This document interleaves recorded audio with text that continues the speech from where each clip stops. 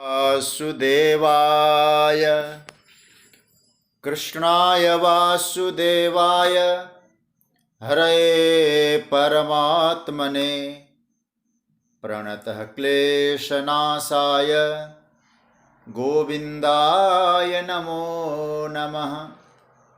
नमः परमहंसास्वादितचरणकमलचिन्मकरन्दाय भक्तजनमानसनिवासाय श्रीरामचन्द्राय वागीशायस्य वदने लक्ष्मीर्यस्य च वक्षसि यस्यास्ते हृदये संवित् तं नृसिंहमहं भजे।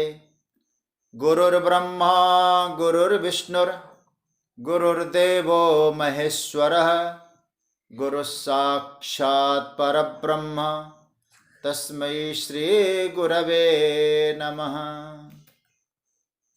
भगवत चरण कमलानुरागी सभी आत्मीय स्वजन प्रियजन आप सभी को मेरा प्रणाम, वंदन, अभिनंदन, राधे राधे, जय श्री कृष्ण।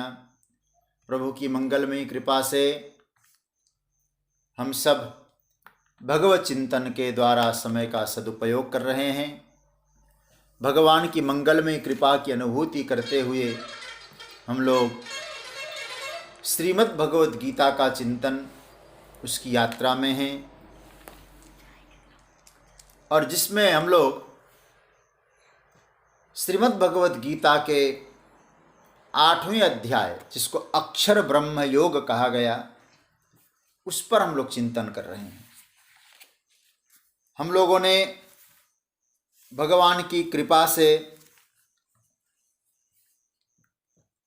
14 श्लोक पूरा किया और उसके बाद हम लोग 15वें श्लोक में प्रवेश कर चुके थे शनिवार को। 14वें श्लोक में भगवान ने कहा कि जो अनन्य चित्त वाला है, जो मेरा स्मरण करता है, उसके लिए मैं सुलभ रहता हूँ, उसके लिए मैं दुर्लभ नहीं हूँ। और भगवान ने 15वें श्लोक में कहा कि जो महात्मा जन है, जो मुझसे जुड़े हुए लोग हैं, जिन्होंने परमात्मा को सुलभ बनाया, ऐसे लोग परमात्मा की प्राप्ति करते हैं। और परमात्मा की प्राप्ति का फल क्या है, भगवत प्राप्ति का फल क्या होना चाहिए, यहाँ 15वें श्लोक में भगवान ने बहुत स्पष्ट किया है।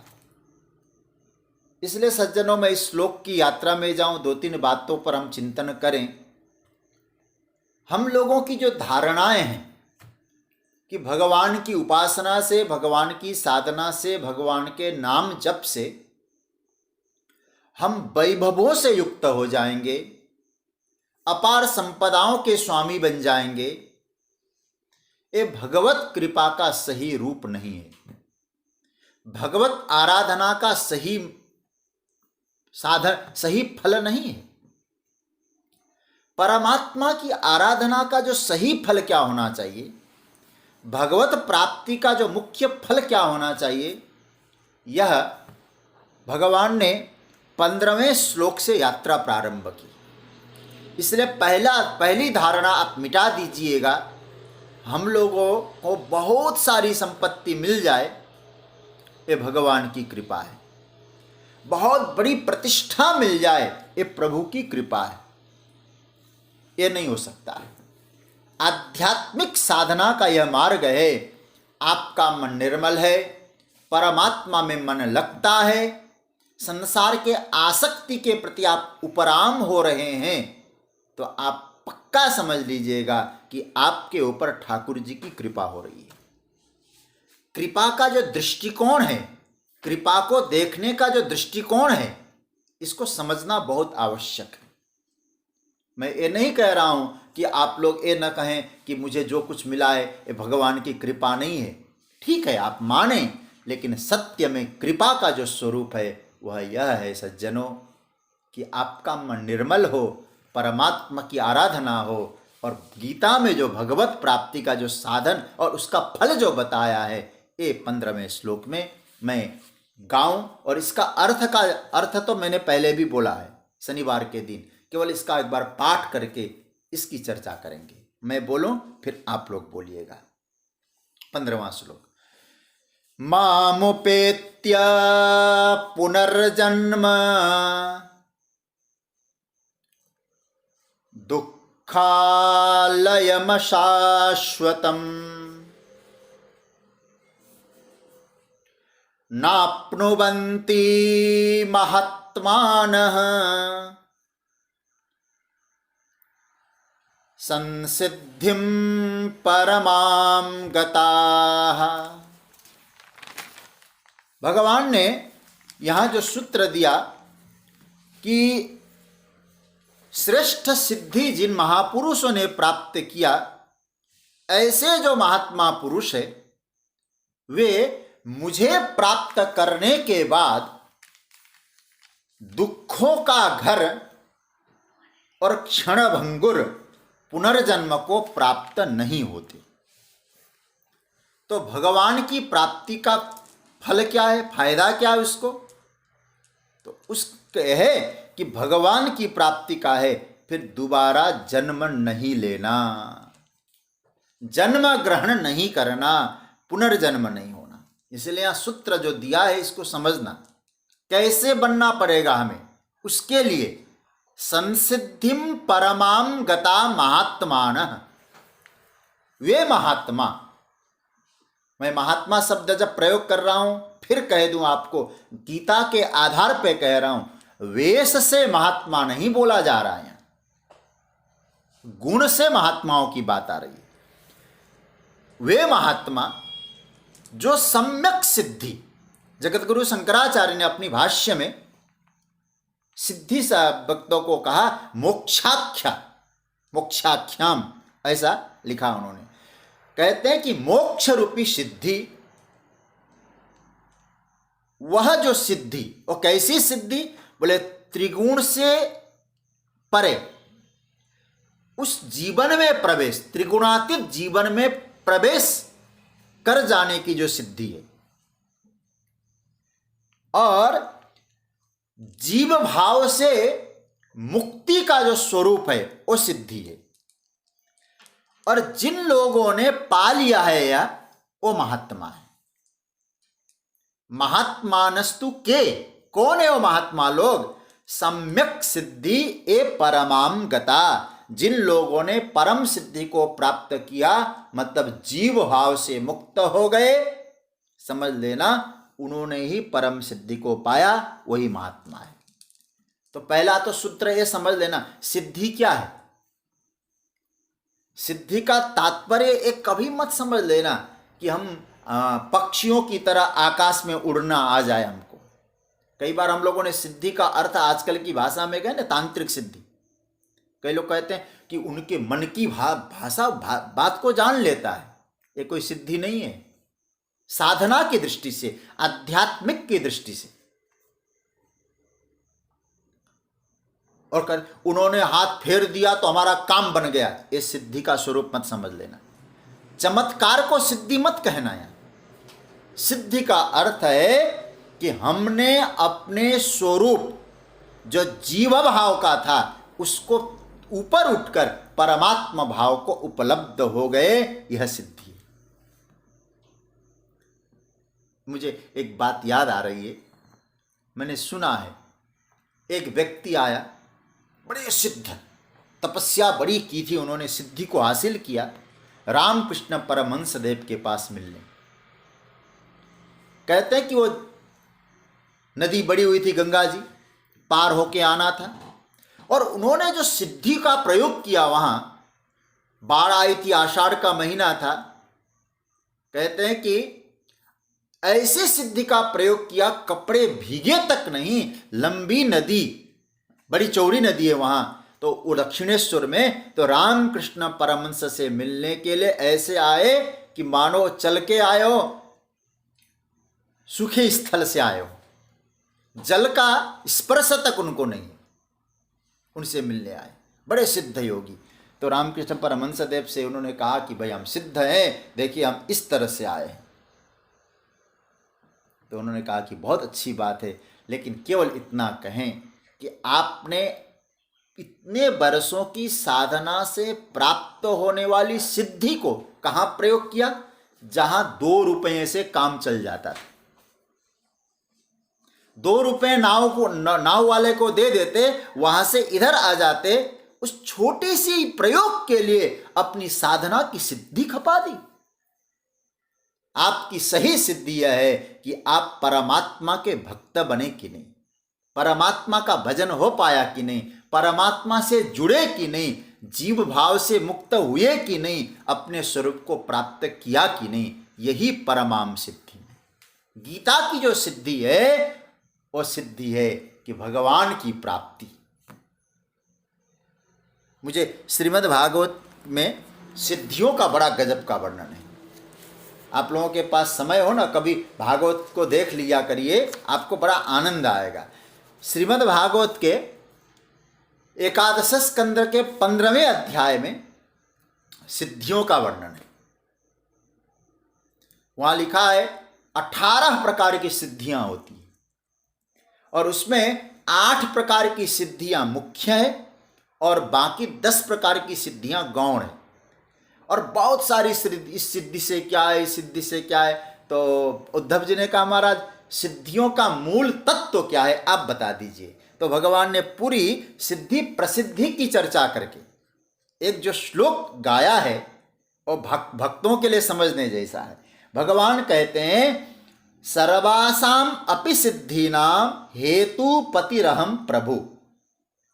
भगवान ने कहा कि हे उद्धव जी, संपूर्ण जितनी भी सिद्धियां जो मैंने गिनाया है, उन सभी सिद्धियों का हेतु, कारण, पति, स्वामी अहम, मैं हूं। संपूर्ण सिद्धियों का स्वामी मैं हूं, अर्थात सारी सिद्धियां मुझसे जुड़नी चाहिए। तुमने अपनी सिद्धियों को, साधना की सिद्धियों को सांसारिक वस्तुओं को उपलब्ध कराने में लगाया तो आपने अपने सिद्धि के महत्व को समझा ही नहीं। मुझे रामचरितमानस में भरत जी का मत क्या है सिद्धि का? साधन सिद्धि राम पग नेहू, मोहि लखी परत भरत मतएहू। सारी सिद्धियों का मूल कारण भगवत चरणों में प्रेम है। अब सिद्धियों की बात नहीं कहूंगा मैं, नहीं तो बहुत लंबी हो जाएगी। हनुमान चालीसा पढ़ोगे ना तो लिखा है, जो यह पढ़े हनुमान चालीसा हो यह सिद्धि साखी गो। वहां भी सिद्धि की बात आई, लेकिन सब यहां जो भगवान यहां सिद्धि की जो चर्चा कर रहे हैं, कैसे सिद्धि? महात्माओं ने, महात्मा मतलब जिनकी आत्मा महान है, जो भक्त है, मुझसे जुड़े हैं, ऐसे लोगों ने सिद्धि कौन से रूप में प्राप्त की? सही बात तो यह है, उन्होंने अपने जीव भाव से मुक्त होकर, त्रिगुण भाव से मुक्त होकर परमात्मा से एकत्व स्थापन करने में सिद्धि पाई। सज्जनों, एक दीपक है ना, वो दीपक प्रज्वलित हो रहा है, लेकिन वो दीपक जब सामान्य अग्नि में समा जाए, अपने व्यष्टि की निवृत्ति होकर समष्टिगत अग्नि में समा जाए, तो वो दीपक के लौ की सिद्धि है। वेदांत की भाषा में थोड़ा सा आपको ले जाऊं, घटाकाश। घटाकाश का मतलब समझ रहे होंगे, घड़े के भीतर का जो एम्प्टी स्पेस है वो घटाकाश, वो घट के परिच्छिन्नता से मुक्त होकर, क्योंकि वो आकाश का है, हालांकि देखा जाए तो बाहर का महाकाश ही, घड़े के भीतर का आकाश है, अंतर नहीं है, लेकिन घड़े की एक परिधि के भीतर है, तो उसका एक उपाधिगत क्या हो गया भाव? घटाकाश। तो अब घट की परिच्छिन्नता के कारण अपना उपाधि घटाकाश में आ गया। तो घट की परिच्छिन्नता यदि खत्म हो जाए और महाकाश रूप में स्थित हो जाए तो समझ लेना उसकी वह परम सिद्धि है। हम स्वयं भी अपने आप को परिच्छिन्नता से मुक्त कर सकें, भगवत भाव में स्वयं को स्थापित कर सकें, परमात्मा भाव में हमारी प्रतिष्ठा बन जाए, ये समझ लेना वह सिद्धि है। वो सिद्धि जिनको मिला वो महात्मा है। वे महात्मा ते महात्मा न आपनुबंती। देखिए यहां बड़ा सुंदर श्लोक है। भगवान यहां क्या कह रहे हैं? मामुपेत्य तो कौन दुखा मामुपेत्य पुनर्जन्म दुखालय मसा नाप्नुबंती महात्मान ते महात्मान वे महात्मा न आपनुबंती, नहीं प्राप्त होते हैं, उनको नहीं प्राप्त होता। क्या नहीं मिलेगा महात्माओं को? लड्डू नहीं मिलेंगे, पेड़े नहीं मिलेंगे, क्या नहीं मिलेगा? बोले उन महात्माओं को जन्म नहीं मिलेगा। एक बार मिल गया, लेकिन जिन्होंने अपनी परिच्छिन्नता से अपने आप को मुक्त कर दिया, जीव भाव से मुक्त कर दिया, ऐसे साधक जो महात्मा है वे दोबारा जन्म नहीं लेंगे। जन्म प्राप्त नहीं होता। कौन सा जन्म? पुनर्जन्म न आपनुबंती, दोबारा वे जन्म नहीं लेते। एक बात तो आपको मानना ही पड़ेगा, स्वीकार न कर, हमारे गीता के आधार पे कहूं, ये बड़ा गजब का सिद्धांत है पुनर्जन्मवाद। स्वीकार करना या न करना आपके विवेक के ऊपर छोड़ देते हैं। किंतु सज्जनों, यह है सृष्टि का अकाट्य सिद्धांत है। तो कहने का तात्पर्य यह है, गीता में पुनर्जन्म अर्थात गीता का जो पुनर्जन्म किसको कहते? पुनर्जन्म का तात्पर्य गीता का क्या है? दोबारा देह धारण न करना, यह पुनर्जन्म से मुक्ति। भगवान यहां कह रहे हैं देह धारण क्या है तो पुनर्जन्म क्या है? भगवान कहते पुनर्जन्म ही दुखालयम अशाश्वतम, पुनर्जन्म ही दुखों का घर है। फिर दोबारा जन्म लेना ये दुखों का घर है। अब इस जन्म, ये भी जन्म दुखों का घर है। अब एक बात और सोचना, यह बात किसी को समझ में नहीं आती है ना कि देहा धारण करना सबसे बड़ी दुर्घटना है। ये जिसको समझ में नहीं आई तो समझ लेना है बहुत बड़ी दुर्घटना, उसकी बाल बुद्धि है, वो समझ नहीं पा रहा है। तो वो सच्ची बात है, उसको समझ भी नहीं है। दुखालयम, जन्म ही दुखालय, दुखों का घर है जन्म। देखिए, भूख प्यास का आश्रय यही देह बनेगा। सर्दी गर्मी शीत उष्ण का आश्रय यही बनेगा। दुख दर्द का आश्रय यही शरीर तो बनेगा। आप थोड़ा चिंतन करिएगा। रोग का आश्रय यही होगा, वृद्धावस्था का आश्रय यही होगा, असुरक्षा की भावना का आश्रय यही होगा। कि वो कोई देहधारी कहे नहीं नहीं मैं तो देह धारण करता हूं, ये सब मुझे नहीं हो रहा है, तो समझ लेना वो झूठ बोल रहा है, पूर्ण सत्य नहीं बोल रहा है, अपने आप से झूठ बोल रहा है। सच्ची बात तो है भ्रम में बैठा है। और बुरा नहीं मानना है, पराधीनता देह के कारण है। परम पूज्य प्रातस्मरणीय स्वामी राम सुखदास जी महाराज, मेरी अनन्य श्रद्धा उनके प्रति, वो क्या कहा करते थे, ये देह क्या है?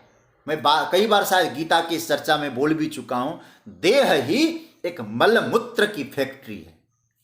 कभी आप लोगों को अवसर मिले ना, महाराज जी ने एक वसीयत लिखी है मृत्यु से पूर्व, अपने धाम जाने से पूर्व, ब्रह्मलीन होने से पूर्व उन्होंने लिखा है।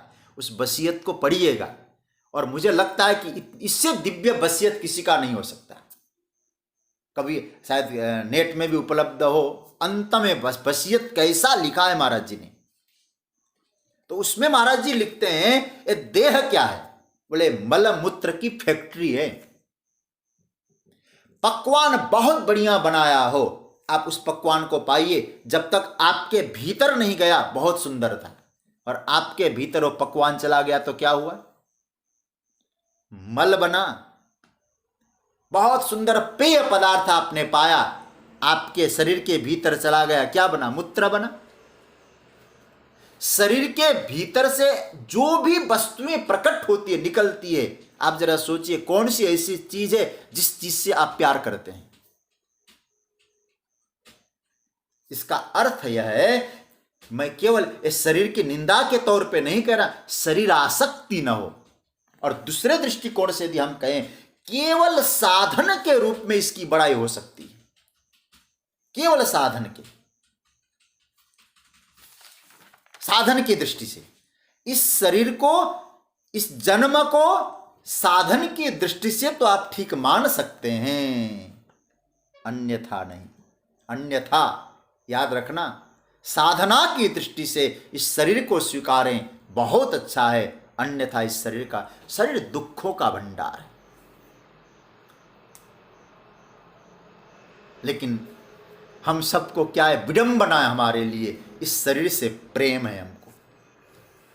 दुख का जो घर है उससे हमको प्रेम है। क्यों प्रेम है? जगत गुरु शंकराचार्य भगवान कहते हैं, देहासक्ति के कारण इस शरीर से प्रेम है। क्यों? आप जरा सोचिए, इस देह के कारण हमको हर वैरायटी के दुख मिलते हैं, हर प्रकार के दुख ले लीजिए इससे, और इस शरीर में फिर भी आसक्ति है। अच्छा, देह से प्रेम क्यों हो रहा है आपको? इस देह से इतना प्रेम क्यों है? कोई चीज आपको अत्यधिक दुख देने लग जाए ना, उससे भी कभी कभी लगता है छोड़ दो इसको, लेकिन फिर भी अपने देह से हम क्यों प्रेम कर रहे हैं? क्योंकि याद रखना सज्जनों, उस देह में हमारी आत्मबुद्धि है। आत्मबुद्धि होने के कारण इस देह से हमारा प्रेम है, अन्यथा नहीं।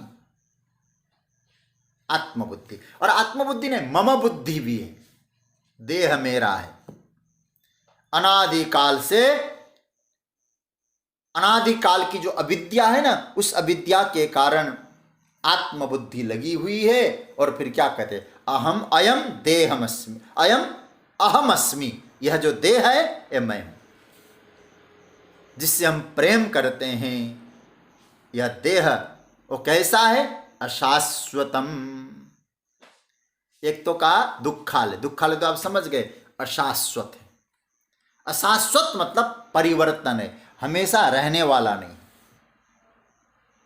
हम चाहते हैं बना रहे, हम चाहते हैं स्वास्थ्य बना रहे, शरीर का बल बना रहे, यौवन बना रहे, कर्म की शक्ति बनी रहे।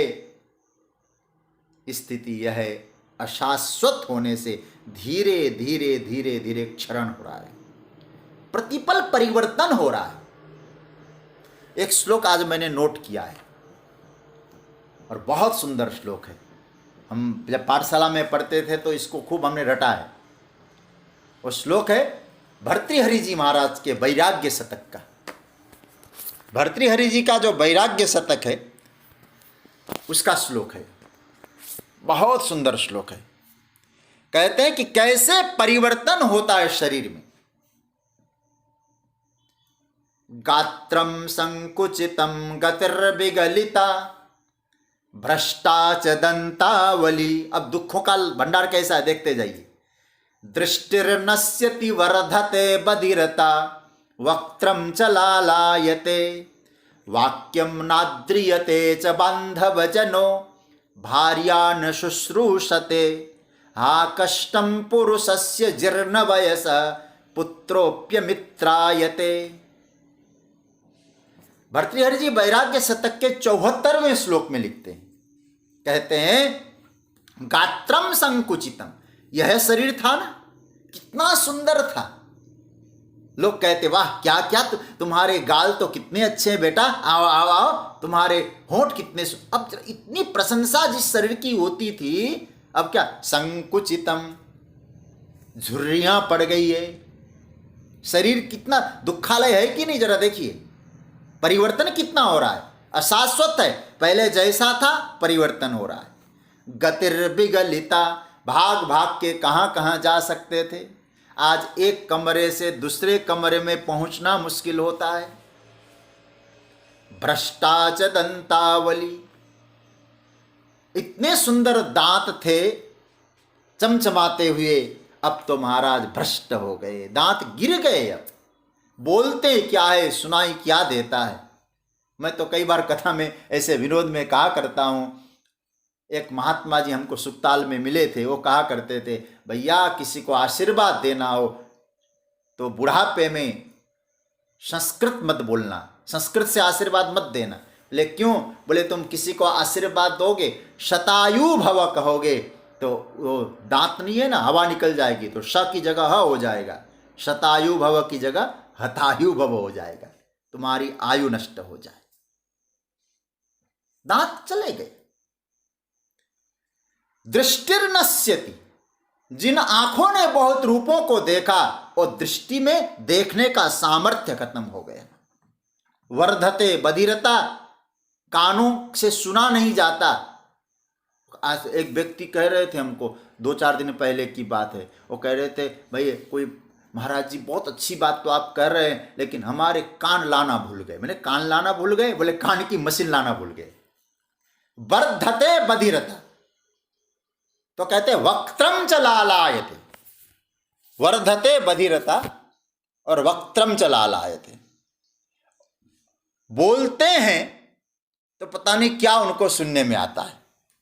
कहते हैं वाक्यम नाद्रियते च बांधव जनो, अपने जो बांधव जन है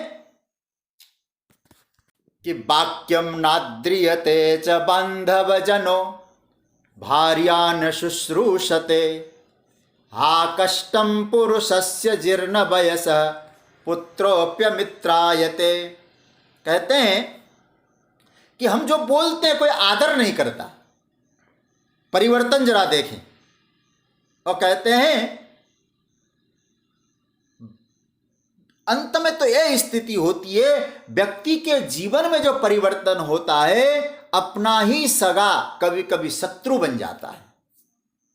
इसलिए भगवान यहां क्या कह रहे हैं? अशाश्वतम, यहां जो कुछ आपको प्राप्त हुआ है इसे शाश्वत समझने की भूल मत करना। अशाश्वत है, दुखों का भंडार है और अशाश्वत है। और ध्यान देना, इन सभी चीजों को बहुत महत्वपूर्ण रूप से लें, शिद्दत के साथ लें। ऐसे ही सुनने के लिए परमात्मा ने नहीं कहा है। कहने का तात्पर्य है कि आप हमारे जीवन में मुमुक्षा की जागृति हो, ऐसी स्थिति को देख करके परमात्मा से जुड़े, मुमुक्षा जगे। इसलिए हमारे प्रभु ये बात कह रहे हैं मुमुक्षा की जागृति के लिए। लेकिन मैं केवल इतना आपको कहूं, जो दुख दे रहा है यदि हम लोग उसी में तृप्त हो रहे हैं, क्या बोला जाए, ये भ्रम की महामोह की अवस्था है, ऐसा ही समझ लेना चाहिए। इसलिए प्रभु ने यहां इस श्लोक में 3 शब्दों का प्रयोग किया है। इस शब्दों को आप पकड़ के रखना और हो सके तो अंडरलाइन कर लेना। क्या क्या है? पुनर्जन्म एक शब्द, पहला शब्द। दूसरा है दुखालयम, तीसरा है अशाश्वतम। ये तो आप पहले पकड़ लो। पुनर्जन्म, दुखालय, अशाश्वत। जो हमारा जन्म है दुखों का भंडार है, अशाश्वत है। इतनी बात तो आप समझ में आ गई। तो इसका जगत गुरु शंकराचार्य कहते हैं सर्वे पुनर्जन्म प्राप्नुवन्ति, सब लोग पुनर्जन्म को प्राप्त करते हैं। बोले सब लोग? सबको गुच्छे में ले लिया? बोले नहीं, पूरी बात सुनो। केवलम संसिद्धिम परमाम गता महात्मान पुनर्जन्म न आपनुवन्ति। सब लोग पुनर्जन्म को प्राप्त करते हैं, लेकिन जो मोक्ष प्राप्ति के लिए साधनारत है, इस शरीर को प्राप्त करके, वही इस पुनर्जन्म से बच सकते हैं। एक देहधारी साधना में सफल हुआ, उसे पुनर्जन्म की प्राप्ति नहीं हुई।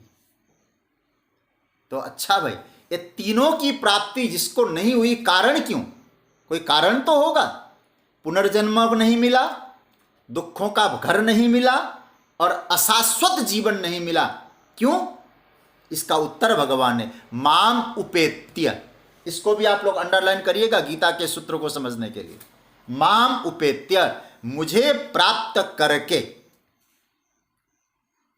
वे योगी लोग कैसे? मुझे प्राप्त करके पुनर्जन्म और दुखालय और अशाश्वत की स्थिति नहीं प्राप्त की। तो ऐसे जो महात्मा हैं उनकी गति फिर क्या हुआ? भगवान कहते हैं मैं हूं माम उपेत्य। महाराज उन्होंने किया क्या? कोई विशेष बात की क्या? बोले नहीं, शरीर तो उनका भी था, लेकिन उन्होंने शरीर को साधन के रूप में स्वीकारा है, आसक्ति के रूप में नहीं। ऐसे महात्माओं की जो गति है वो परमात्मा ही है, जिन्होंने शरीर को साधन बनाकर परमात्मा का भजन किया। सिद्धांत है सज्जनों, साधना में निरंतर पैदा करें, साधना का स्वभाव बनाएं, तभी हमारी साधना नित्यसा होगी, और नित्यसा होगी, निरंतर होगी, फिर हमारे जीवन में पुनर्जन्म, दुखालय, अशाश्वत, इनसे हम मुक्त हो जाएंगे। पुनर्जन्म का एक और भाव मैं आपके सामने रखना चाहूँगा। मेरे दादा गुरु पूज्यपाद स्वामी श्री अखंडानंद सरस्वती जी का एक पवित्र भाव है, और संभवतः हमको आदरणीय दया पाटोदिया ने परसों या शनिवार को आपने थोड़ा अपना भाव ऑडियो करके भेजा था, और इस भाव से आपका भाव पूरी तरह से मेच खाएगा। पूरा स्वामी जी महाराज कहते हैं, स्वामी अखंडानंद सरस्वती जी महाराज, मन का जो भाव है ना, ये मन के भाव का बदलना ही पुनर्जन्म है। ये उनका अपना भाव है। कैसे? मैं दुखी हूँ, मैं सुखी हूँ, मैं पापी हूँ, मैं पुण्यात्मा हूँ, मैं ज्ञानी हूँ, मैं मूर्ख हूँ। यह जब बार बार अहम से जो संबंधित जो हमारा मनोभाव है, उसमें जो परिवर्तन होता है मनोभाव में, उसी परिवर्तन का नाम है पुनर्जन्म। मतलब हमने अपने ऊपर जो विशेषण लगा दिया, ध्यान से समझना बात को, विशेषण लगाना पुनर्जन्म है। यस्याम प्रिया प्रिय वियोग संयोग जन्म। विशेषण लगाने का मतलब क्या हुआ? मैं पहले भी शायद चर्चा कर चुका हूं, मैं आदमी हूं, लेकिन वही आदमी जब कहता मैं पति हूं, पति का विशेषण लगा तो आदमी ढक गया, तो अपने आप को पति समझ गया, तो पति तो शायद सर्वदा न रहे हो, क्योंकि पत्नी जब तक है तब तक पति है। तो पत्नी का वियोग हुआ तो पति कहाँ रहा हो? तो पति हुआ विशेषण, उपाधि। तो इसका मतलब है उपाधि जब तक है और उपाधि के साथ हम अपने आप को बदलने लग गए, तो हमारा पुनर्जन्म का भाव आ गया, क्योंकि हमने स्वरूप की उपलब्धि नहीं। स्फटिक मणि में यदि हमने स्फटिक मणि के शिवलिंग में लाल फूल चढ़ाया तो स्फटिक लाल होने लग गई, सफेद फूल चढ़ाया सफेद, पीला फूल चढ़ाया पीला। तो स्फटिक मणि में अंतर नहीं है, फूल लगाने पर मणि इस प्रकार का दिखाई दे रही। तो मणि अपने आप को रूप बदलकर उसी रूप को मानने लग जाए, तो इसी का नाम है पुनर्जन्म। मतलब विशेषता, विशेषण, अपने ऊपर विशेषण लगाना। हम कौन है? हम भगवान के हैं, बस इतना। और सज्जनों, यही विशेषण क्या है? दुखालयम, दुखों का भंडार है, और दूसरा अशाश्वतम। हम लोग यही तो बार बार हम सुखी हो रहे हैं, हम बार बार दुखी हो रहे हैं। ये आवरण जो हमने ओढ़ के रखा है, यह क्या है? ये अशाश्वत है, ये रहने वाला नहीं है। भगवत तत्व की अनुभूति होने पर आपके जीवन में आवरण का चद्दर हट जाएगा, तो आप परमात्मा के बनेंगे, परमात्मा के स्वरूप की अनुभूति कर पाएंगे। फिर आपके जीवन में क्या होगा? माम उपेत्य, परमात्मा का सान्निध्य प्राप्त होगा। तो तीन चीजें जीवन में निकल जाएगी।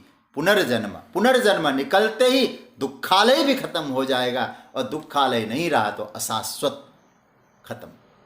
तो इसका मतलब है पुनर्जन्म रहित होना ही आपके जीवन का शाश्वत सुख है, अपरिवर्तनीय तत्व है। ये भगवान ने बात कही। अब थोड़ा सा आगे बढ़ते हैं। अच्छा, यह बात तो हमारे यहाँ इस श्लोक के आधार पर सिद्ध हो गई। भगवत प्राप्त जो महापुरुष है, माम उपेत्य, परमात्मा को पाने वाले, भगवान की उपासना करके परमात्मा को जिन्होंने अनुभव किया है, ऐसे महात्माओं का पुनर्जन्म नहीं होता। ये तो बात सिद्ध हो गई। तो इसका अर्थ ये हुआ अन्यों का तो पुनर्जन्म होता है। महाराज, ये अन्यों का जो पुनर्जन्म होता है, ये पुनर्जन्म की यात्रा में क्या ऊपर ऊपर भी जाते, नीचे नीचे भी उतरते हैं? कहां तक चलता रहता है पुनर्जन्म? जन्म मरण का चक्र कहां तक चलेगा? आप हमको इसका स्पष्टीकरण कर दें।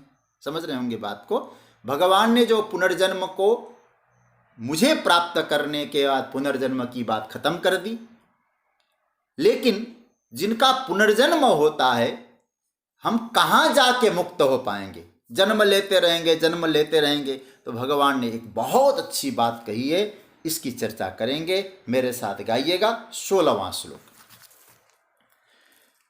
आ ब्रह्म भुवनाल्लोका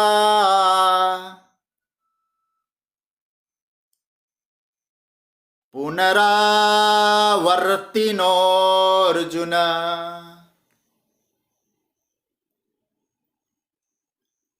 मामुपेत्य तु कौन्तेय पुनर्जन्म न विद्यते। देखिए इस श्लोक में मामुपेत्य ऊपर भी आया, नीचे भी आया। पुनर्जन्म शब्द ऊपर भी आया, नीचे भी आया। मामुपेत्य और पुनर्जन्म, दोनों शब्द को अभी हम लोग पकड़ते हैं। भगवान कह रहे हैं, अर्जुन आ ब्रह्म भुवनात् लोका पुनरावर्तिनः तू कौन्तेय माम उपेत्य पुनर्जन्म न विद्यते। अर्जुन, ब्रह्मलोक तक सभी लोग पुनरावर्ती है। पुनरावर्ती मतलब आने जाने वाला, अर्थात वहां जाने पर पुनः लौट के आना पड़ेगा।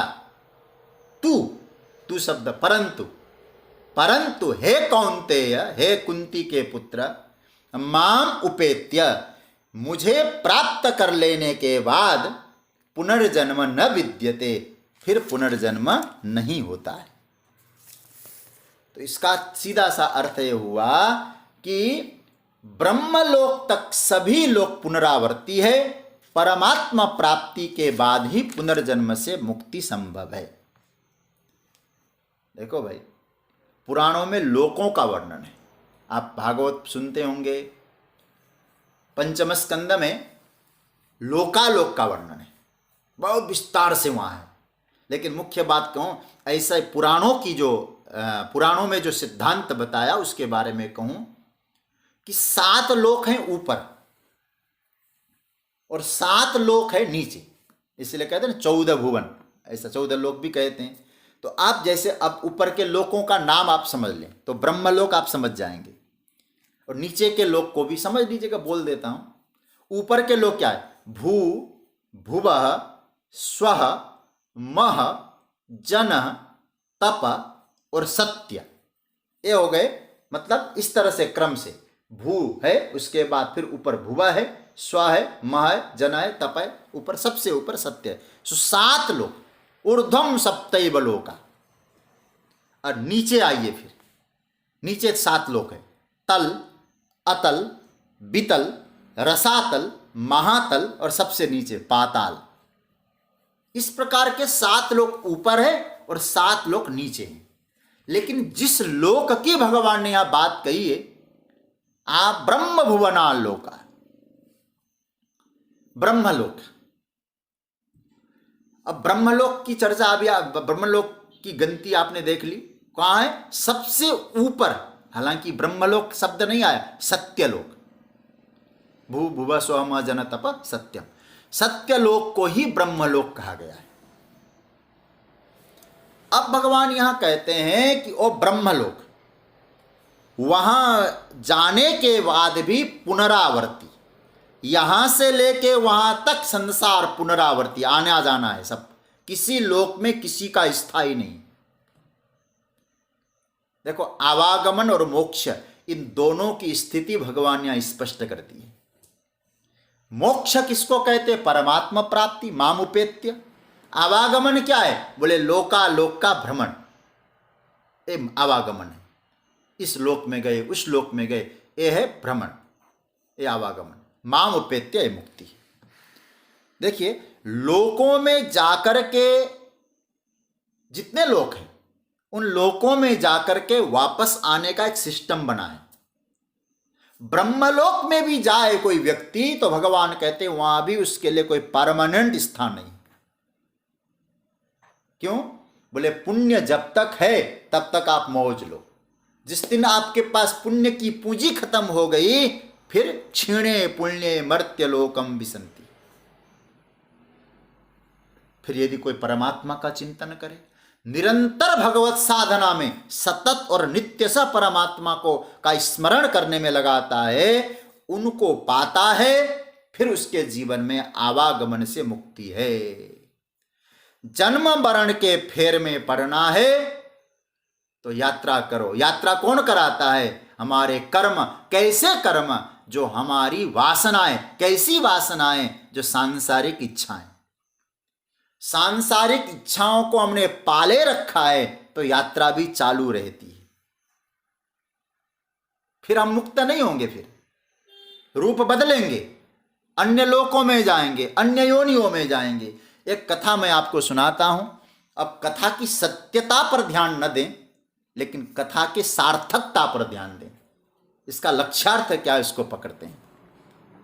एक महात्मा जी के श्रीमुख से मैंने कथा सुनी। एक सज्जन, बड़े सत्वगुणी सज्जन थे, लेकिन उनको अपने परिवार के प्रति बड़ी आसक्ति थी, बड़ा प्रेम था। एक बार कहते हैं कि उनके पास देवर्षि नारद जी आ गए। याद रखना सज्जनों, भगवान यदि किसी पर प्रसन्न होते हैं तो उनको केवल संपत्ति सुविधा ही नहीं देते। यदि प्रसन्न होते हैं, खुश होते हैं, उनको संत प्रदान करते हैं, संत से मिला देते हैं। बिनु हरि कृपा मिले ही नहीं संता। गोस्वामी तुलसीदास जी ने बहुत बढ़िया बात कही। जब द्रवहि दीन दयालु राघव तब साधु संगति पाई है। परमात्मा पिघल गए हमारे प्रेम से तो संतों की संगति प्रदान करते हैं। नारद जी आए, नारद जी का स्वागत हुआ। नारद जी ने कहा क्या बात है भाई, उम्र तो धीरे धीरे ढल रहा है, तो एक काम करो, चलो हमारे साथ, तुम्हारा बैकुंठ में रिजर्वेशन पक्का कर देते हैं, हम ठाकुर जी से मिला देते हैं, प्रभु भजन करो। वे नहीं माने। नारद जी को लगा कि कितना मनाएं, नहीं माने तो नारद जी चले गए।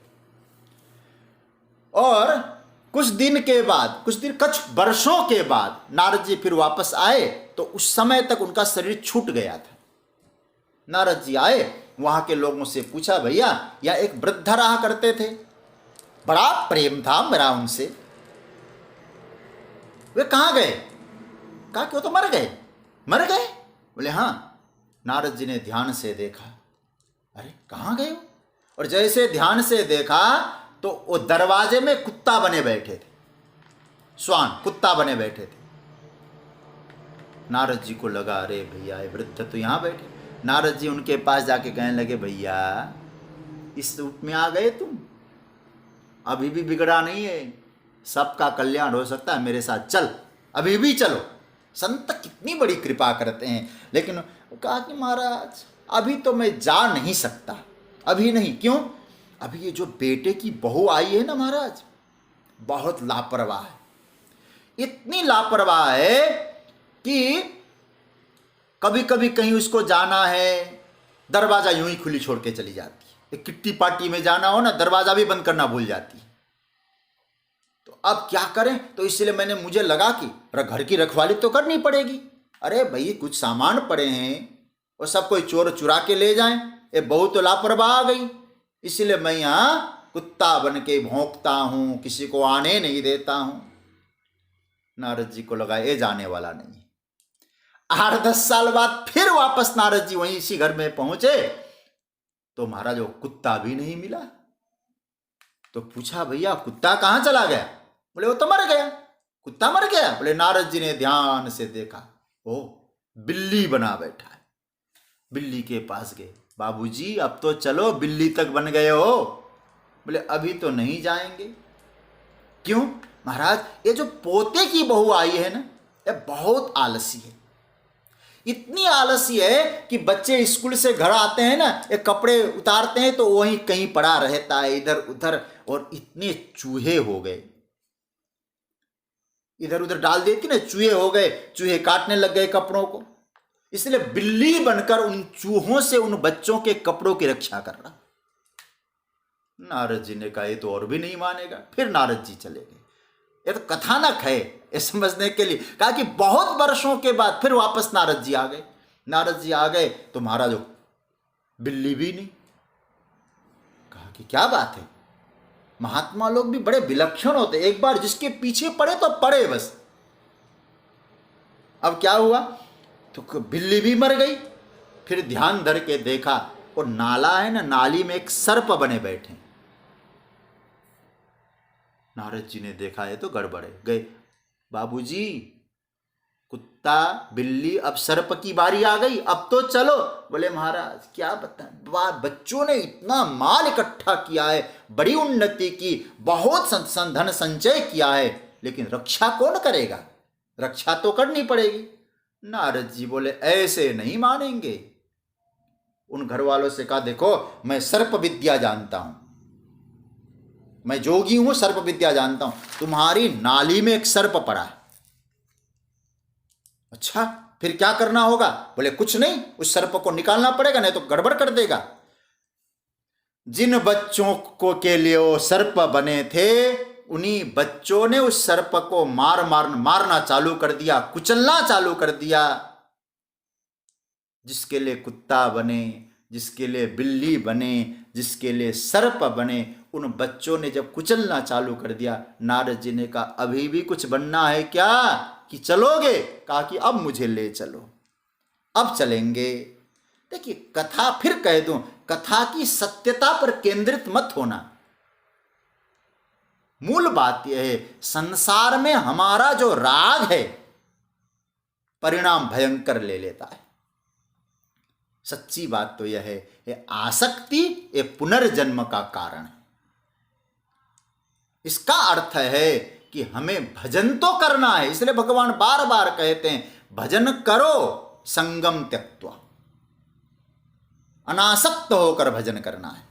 मैं एक बात आपसे कहूं, आपको कोई औषधि देता है ना, परहेज की बात करता है कि नहीं, ये खाना ये नहीं खाना, केवल ये कहता औषधि खाओ कुछ भी करो, चलेगा? नहीं। आपको डायबिटीज ज्यादा है तो डायबिटीज की गोलियां देगा, औषधि देगा, लेकिन कहेगा चीनी मत खाना। और आप गोली भी खाओ, औषधि भी खाओ और चीनी भी भरपेट खाओ, तो कैसे काम बनेगा? परहेज तो रखना ही होगा। इसका अर्थ यह है भजन करना है, ये जीवन की औषधि है, लेकिन भजन में बाधा देने वाले कुछ परहेज है, उनको करना है।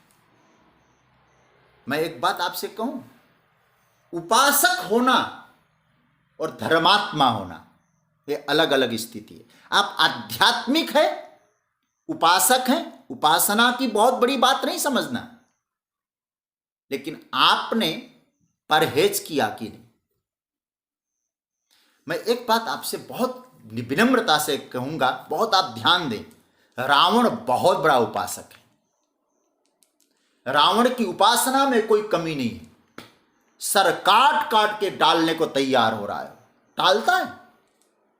हिरण्यकशिपु अपने ऊपर दीमक लग गए थे महाराज, मिट्टी का ढेर आ गया था उसके शरीर के ऊपर, कितनी बड़ी उपासना की। इसलिए हम धर्मात्मा बने, उपासक बने, लेकिन धर्मात्मा है कि नहीं। रावण ने बहुत बड़ी उपासना की, भजन किया, हिरण्यकशिपु ने भी किया, कमी ने कम नहीं था, लेकिन परहेज नहीं रखा। भजन का जो विरोधी तत्व है उसको हटाना पड़ेगा। कहने का तात्पर्य है हम भजन तो करें, लेकिन हमें उस परमात्मा को पाना है, तो ये भी जीवन से हट जाए, इसका भी ख्याल रखना होगा। परहेज भी रखिए। हम खूब राम राम राम राम राम राम जपते हैं और वही भाव रहता है, दूसरे के प्रति बेईमानस्य, दूसरे के प्रति बुराई का भाव, ये परहेज नहीं कर रहे हैं। साधना करें, परहेज भी रखें। मुझे रामचरितमानस का एक श्लोक मुझे बहुत प्रिय लगता है। साधना क्या है? मन क्रम वचन। देखो परहेज क्या करना है साधना करने वालों के लिए? पहला परहेज है मन क्रम वचन छाड़ी चतुराई। देखिए, मन कर्म और वचन से चतुराई चालाकी छोड़ दो। अब फिर क्या करना?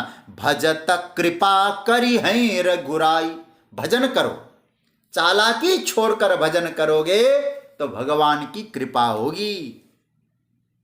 तो कहने का तात्पर्य है, भगवान कहते हैं कि भजन तो करो और मुझे प्राप्त करना है भजन करके, तो एक काम करना पड़ेगा आपको, लोकालोक का चक्कर, फिर जन्म मरण का चक्कर छोड़ना है। तो मामुपेत्य, मुझे पाना है, मुझे पाने के लिए सतत स्मरण के साथ परहेज भी रखो। मामुपेत्य, मुझे प्राप्त करके फिर पुनर्जन्म नहीं होता। असल में यात्रा करने वाला समाप्त, वेदांत की दृष्टि से मैं कहूं तो जीव भाव समाप्त हो गया, देहाध्यास की निवृत्ति हो गई भजन से और परहेज से। मामुपेत्य, और व्यक्ति सत स्वरूप में, चित स्वरूप में, आनंद स्वरूप में स्थित हो गया। कब होता है? केवल भजन से नहीं होता, परहेज भी करना पड़ेगा। भजन भी करो, परमात्मा से जोड़ो भी, राग आसक्ति इनसे छोड़ने की कोशिश करो। यह स्थिति नहीं है तो जीव भाव से बैठा है तो यात्रा करके वो ब्रह्मलोक तक भी चला जाए, ऊपर ऊपर ऊपर करके बहुत ऊंची पे भी चला जाए तो समझना वहां से फिर आएगा। सर्वे लोका पुनरावर्तिनः, सारे लोग पुनरावर्ती। कहां तक के लोग पुनरावर्ती? कहते सारे लोग, मतलब ब्रह्मलोक।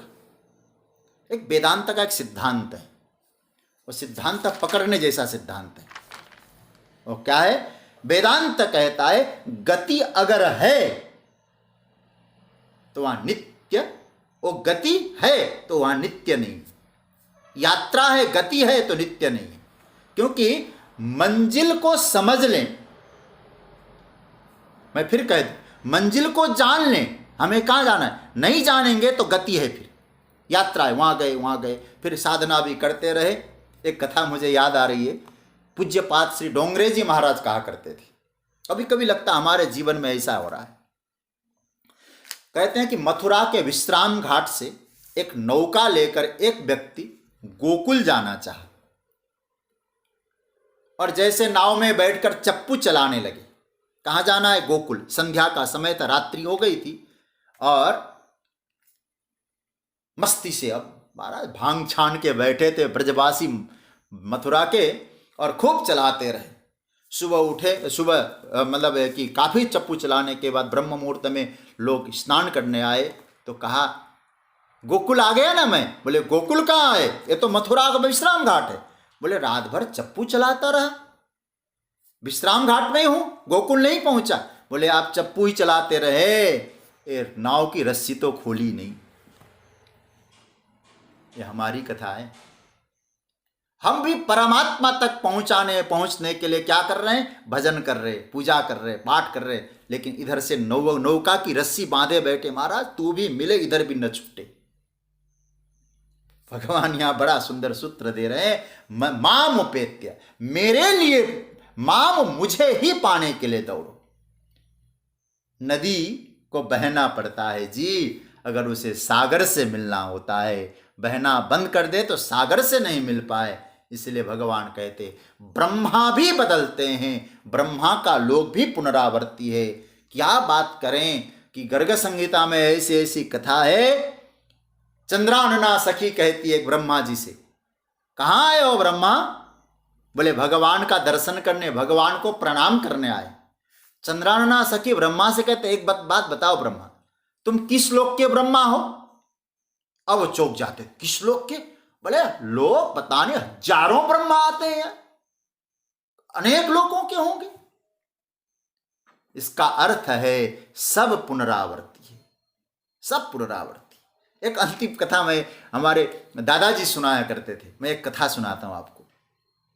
बोले एक बार विष्णु और लक्ष्मी जी ने भोजन परोसा, भगवान विष्णु भोजन करने बैठे तो एक चींटी भगवान की थाली के पास, और उस चींटी को देखकर भगवान विष्णु भी हंसे।